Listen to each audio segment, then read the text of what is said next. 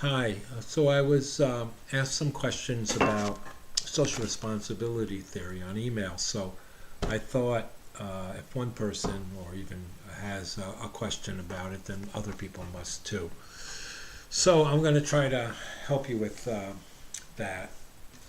So social responsibility theory emerges after World War II. It's a reaction to the rise of fascism and the Holocaust that ensued. Um, in the 20s and 30s, and of course it eventuated in World War II. So, with this global cataclysm in the background, media theorists tried to address what they saw as the shortcomings of libertarian theory that helped contribute to this worldwide tragedy. And so, social responsibility theorist basically libertarian theory is desirable, but at the same time, as given the then current, and actually the still current conditions, see it as unachievable, desirable but unachievable. So they try to take account of I guess, newly perceived, if not actually new realities. Some of this has to do with the open marketplace being challenged by the idea of a corporate monopolistic press that is driven not by search for truth or public welfare, but by the bottom line, by profit, whose motivations are all commercial rather than democratic, idealistic, philosophical, ideological. The only ideology they seem to have is their own power and their own profit. They see the rise of public relations as an issue, interposing between reporters and what's actually going on, this whole image making, distracting machinery. They see the ubiquity of the mass media immersing people in essentially an artificial environment as a problem. Um, so, with these and other issues at stake, the social responsibility theorists who first articulate their ideas in this commission report, Hutchins Commission, more formally known as the Commission on Free and Responsible Press. Um, they formalized their theory under that rubric. And the way to think about it is that they essentially say, okay, if the press is guaranteed under the First Amendment freedom, who's it? Who's the freedom for? Is it for the press to make money? It's that Liebling quote that I include. The free press is only free for those who own one. Or is it really doesn't really belong to the press? The press is a surrogate for the public. That the First Amendment and the freedom it guarantees is there for the public.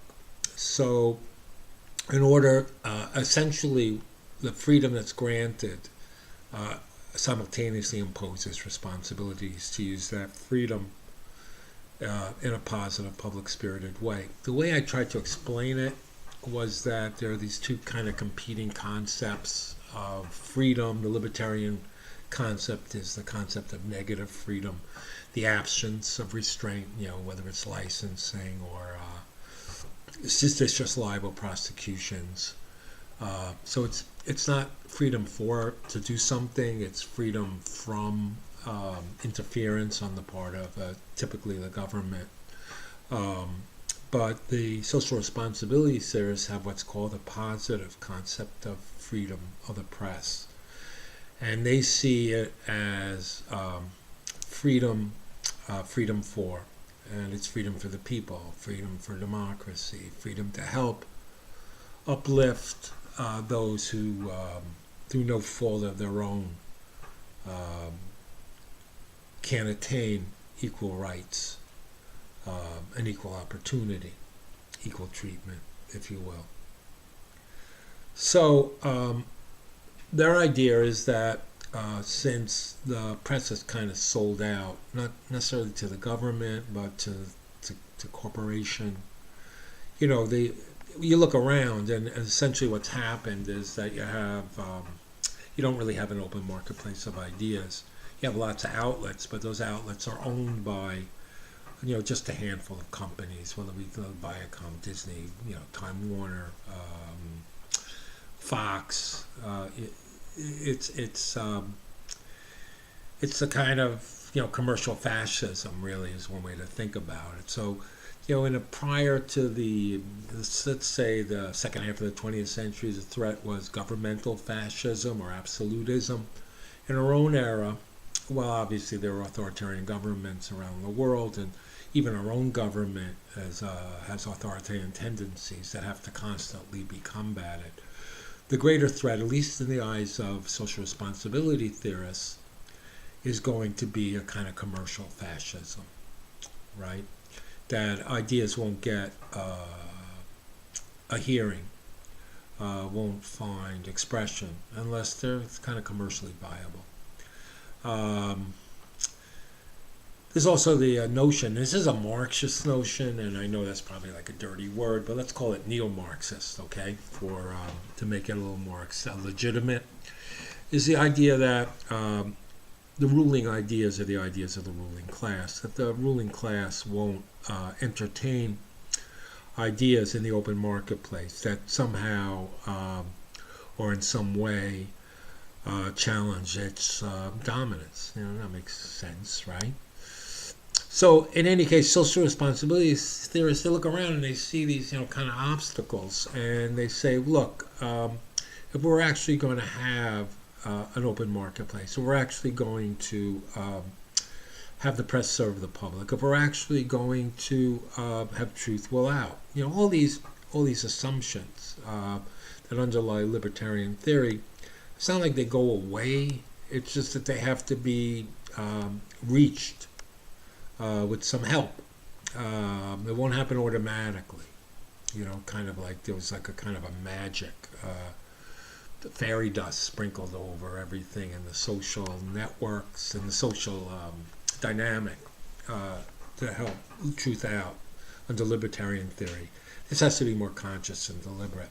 So what they basically propose is that there be certain new devices that the media will use, like the op-ed page,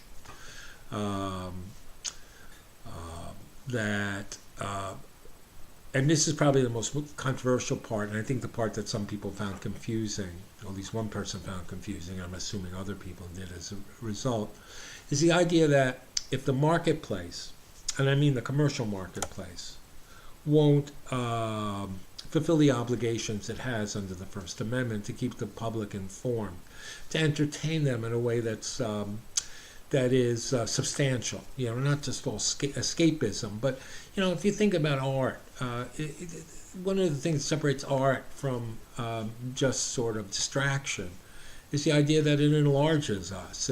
Art enlarges us. It enlarges us intellectually. It enlarges us spiritually. It enlarges us morally. One of the criticisms that the social responsibility theorists had is not just that more and more the media was devoted to entertainment, but the entertainment that it was devoted to was really puerile. I mean, meaning it was all sort of bullshit and moonlight.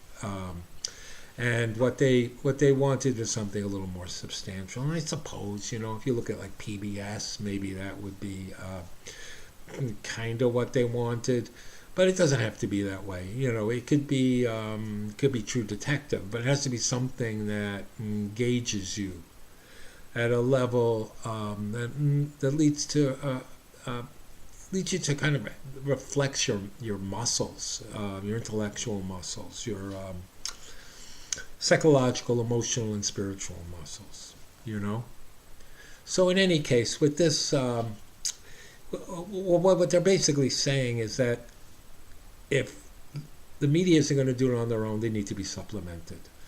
And they could be supplemented in all kinds of ways. The most controversial way would be the government stepping in, either requiring that they devote a certain amount of let's say airtime or space, to documentaries, uh, public information programming. You know, a lot of this went away during the Reagan administration with the elimination of the fairness doctrine and equal time provisions under the FCC. I mean, in lots of ways, the trouble that we have in the media today really dates back to that time in the 80s. So there's that, you know, that they require that the media would be required under licensing laws, you know, to license the airways, which are actually seen as public resource. They'd be required to devote a certain amount of time in order to maintain their access, you know, their control over these airways that actually belong to the public. They have to devote a certain amount of time to substantial public information programming. The other way that social responsibility theorists saw government playing a role would be to supplement commercial programming, and that might be through programs like NPR, you know, which receives some government subsidies, or PBS. I mean, those are the examples. The examples they give in the PowerPoint, I believe, are like the European example in BBC, which is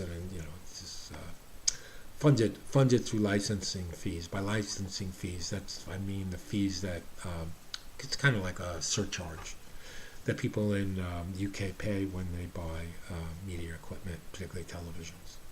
So anyway, I hope that's clearer. I kind of did this off the cuff, and you know, in response to the email. You know, if I have to, if you have a question and you really feel like, despite my best efforts, you know, when I throw all this stuff at you, you know, the reading, the videos, the PowerPoints, the articles, if, you know, it's a kind of a shame that I'm not like there to, you know, pull it all together, synthesize it for you. It puts a lot of responsibility on you, you know, to pull it together. But if you really are, you know, confused or whatever, you know, email me, and you know, what's it take? It looks like 12 minutes and 30 seconds for me to respond. So I'm always willing to do that. Okay, I hope you're all having a good semester. I'm actually in Cape Cod at the moment, and it's not sunny Florida, but it sure ain't Newport either.